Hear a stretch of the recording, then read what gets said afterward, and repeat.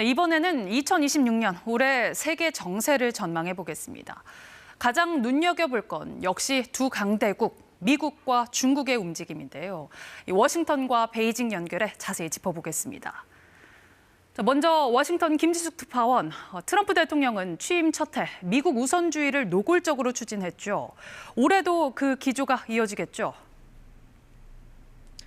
올해도 미국의 이익을 최우선으로 하겠다면서 철저히 이해관계에 기반한 일방적 정책을 펼칠 겁니다. 특히 미국에선 11월에 하원 의원 전체, 상원 의원 3분의 1을 뽑는 중간 선거가 있는데요. 트럼프 대통령으로선 이 선거에서 패배하면 자칫 조기 레임덕이 닥칠 수 있기 때문에 올 한해 선거 맞춤형 성과 만들기에 집중할 겁니다. 먼저 경제 분야에선 트럼프식 관세 정책이 계속됩니다. 올해 초에 나올 걸로 예상되는 상호 관세에 대한 대법원 판결이 변수일 수는 있는데 트럼프 정부는 무효 판결이 나오더라도 다른 방식의 관세를 또 동원할 계획입니다. 다른 나라를 압박해 미국 내 투자를 유치하는 무기이고 미국민들에게 300만 원씩 약속한 관세 배당금이라는 선심 정책을 위해서도 관세 정책이 필요한 겁니다. 외교에서도 기조는 분명합니다. 거래와 성과를 강조하는 만큼 동맹인 한국의 방위비 분담금 인상을 다시 강요할 가능성이 있습니다. 동시에 한국이 미국의 대중국 견제에 더 큰 역할을 맡아야 한다는 압박도 가중될 겁니다. 4월로 예정된 트럼프 대통령의 중국 방문은 그래서 가장 주목해야 하는 정치 이벤트인데요. 경제와 군사 측면에서 세계 질서의 재편, 동북아시아의 안보 지형을 결정지을 중요한 무대가 될 수 있습니다. 또 중국 방문 때 트럼프 대통령이 북한 김정은 위원장을 대화 테이블로 이끌어내기 위해 어떤 수단을 쓸지도 지켜볼 대목입니다. 네, 중간 선거부터 중국 방문까지 주목해야 할 게 많습니다. 그럼 이번엔 미국에 맞서는 중국, 베이징으로 가보겠습니다.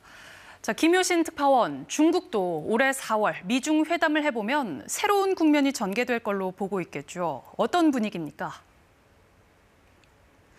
네, 중국과 미국이 경제 군사적으로 서로의 영역을 인정하고 협력하는 타협이 성사되거나 반대로 이견만 확인하고 끝나든 패권 경쟁의 새로운 장이 펼쳐지는 고비가 될 겁니다.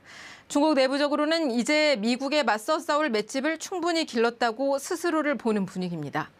지난 2005년을 상징하는 단어로 인공지능 딥시크와 지정학을 선정하기도 했는데 그만큼 세계를 놀라게 한 기술력과 국제관계에 자신이 있다는 뜻일 겁니다.